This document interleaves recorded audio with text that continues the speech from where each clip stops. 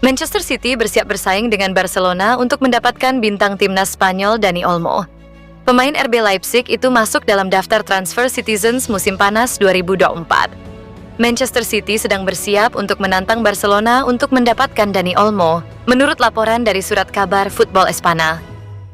Pemain internasional Spanyol tersebut telah banyak dikaitkan dengan pintu keluar dari klub Bundesliga RB Leipzig setelah kampanye yang intens di pentas Euro 2024.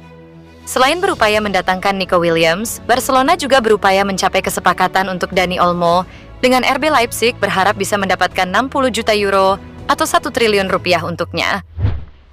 Rafael Varane resmi bergabung dengan klub Serie A Italia yang baru dipromosikan, Como 1977. Pemain asal Prancis itu tertarik dengan proyek yang ditawarkan klub yang mayoritas sahamnya dimiliki pengusaha Indonesia.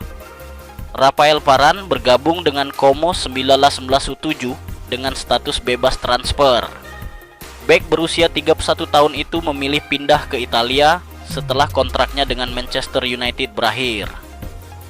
Rafael Varane yang bermain untuk Como diberi kontrak berdurasi 2 tahun dengan opsi perpanjangan. Bek asal Prancis itu akan berpasangan dengan Cesc Fabregas di Stadio Giuseppe Sinigaglia. Rafael Varane melihat sesuatu yang istimewa dalam program yang ditawarkan Como. Itu sebabnya pemenang Piala Dunia 2018 itu menerima lamaran Como. Awalnya Rafael Varane tertarik ingin tahu proyeknya seperti apa, tapi kemudian ia langsung melihat bahwa proyek itu istimewa dan berbeda dari apapun yang pernah ia terima sebelumnya. Jadi dia ingin tahu lebih banyak. Arsenal nampaknya tidak akan diperkuat Emil Smith Rowe pada musim 2024-2025. Sang gelandang dikabarkan akan menyelesaikan kepindahannya ke Fulham dalam waktu dekat. Smith Rowe merupakan produk Akademi Muda Arsenal. Pertama kali diluncurkan pada tahun 2020 oleh Mikel Arteta. Smith Rowe pernah menjadi andalan lini tengah Arsenal, namun dikeluarkan dari lineup The Gunners dalam 2 musim terakhir. Cedera dan penampilan yang tidak konsisten membuat waktu bermainnya di tim Arteta menjadi singkat. Fulham dan Arsenal dikabarkan telah mencapai kesepakatan terkait transfer Smith Rowe. Biaya penebusan sang gelandang berjumlah 34 juta euro. Tawaran ini mencakup uang muka sebesar 27 juta euro dan tambahan 7 juta euro. Arsenal dilaporkan telah menerima tawaran dan mengundang Fulham untuk menyelesaikan kepindahan gelandang tersebut. Fabrizio Romano mengatakan Smith Rowe juga telah menjalani tes medis atas kepindahannya ke Fulham. Dari klub London lainnya, yaitu Chelsea, ada informasi baru tentang Enzo Fernandez.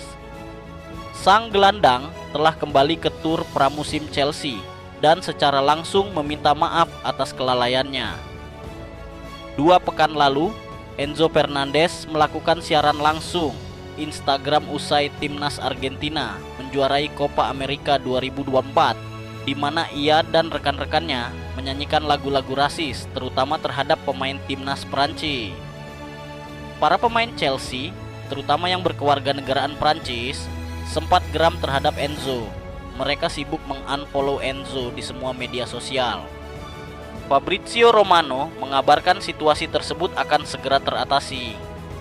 Enzo Fernandez dilaporkan telah meminta maaf secara langsung atas kekilafannya. Menurut laporan Romano, Enzo sudah kembali dari liburan. Dia berbicara dengan Chelsea yang saat ini berada di Atlanta untuk tur pramusim. Enzo dilaporkan bertemu rekan satu timnya segera setelah dia kembali. Ia langsung meminta maaf atas perilakunya bersama timnas Argentina. Klub Liga Inggris lainnya, Manchester United, dikabarkan punya target transfer baru di musim panas ini. Setan Merah kabarnya akan berusaha mendatangkan Maximilian Bale dari Hoffenheim.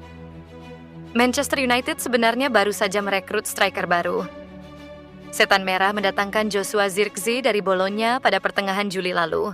Meski begitu, United dikabarkan masih mencari striker lainnya. Setan Merah sedang mencari pemain nomor 9 yang bisa menjadi striker baru mereka. Tim Talk mengabarkan, MU kini mengarahkan radarnya ke Jerman.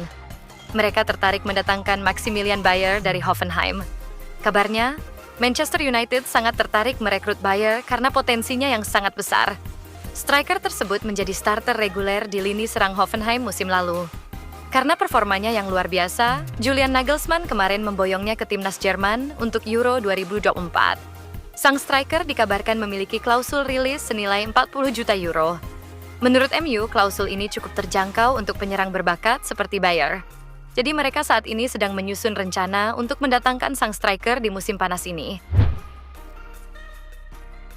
Dilaporkan bahwa Luka Sučić dari Red Bull Salzburg dan Giovanni Fabian dari Bologna berpotensi menjadi pengganti jangka panjang Henrikh Mkhitaryan di Inter Milan. Bahkan di usia 35 tahun, Mkhitaryan tetap menjadi pemain penting bagi Inter untuk musim depan 2024-2025. Ex-pemain Arsenal itu tidak menunjukkan penurunan kinerja, namun itu tidak dapat bertahan selamanya.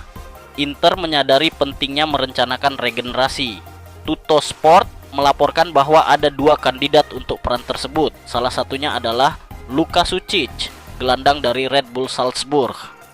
Jika Sučić menolak untuk memperpanjang kontraknya dengan Salzburg, dia akan tersedia dengan status bebas transfer pada musim panas tahun depan. Setelah itu, Inter mungkin berusaha untuk memulangkan Giovanni Fabian dari Bologna. Dalam klausul transfer Fabian seharga 12 juta euro, Nerazzurri memiliki kesempatan untuk membeli kembali Fabian pada musim panas 2025. Penantian 11 tahun terbayarkan setelah Timnas Indonesia U19 menjadi juara AFF U19. Indonesia jadi juara Piala AFF U19 2024 sehabis mengalahkan Thailand pada pertandingan final. Duel Indonesia versus Thailand yang berlangsung di Stadion Gelora Bung Tomo, Surabaya, Jawa Timur, Senin 29 Juli 2024 malam waktu Indonesia Barat berakhir dengan skor 1-0. Satu-satunya gol kemenangan Garuda Nusantara dicetak oleh Jens Raven pada menit ke-18. Indonesia bermain agresif. Serbuan yang membuahkan sepak pojok sukses membuat Indonesia unggul pada menit ke-18. Tendangan sudut diambil oleh Muhammad Kaviatur serta sang kulit bundar disambar sundulan Kadek Arel Priyatna. Aksi Kadek membuat para pemain Thailand fokus ke arahnya serta membiarkan Jens Raven berdiri leluasa di depan gawang. Jens Raven lalu menyongsong sontekan dari Kadek serta tembakannya tidak sanggup diduga kiper Thailand, Kit Tipong Bunmak. Ketua Umum PSSI, Erick Thohir melaporkan optimistisnya atas keberadaan Timnas Indonesia yang kokoh di masa depan. Berikutnya Timnas Indonesia Under-19 akan berfokus pada kualifikasi Piala Asia Under-20 yang bakal digelar pada 25-29 September 2024 di mana Indonesia selaku tuan rumahnya.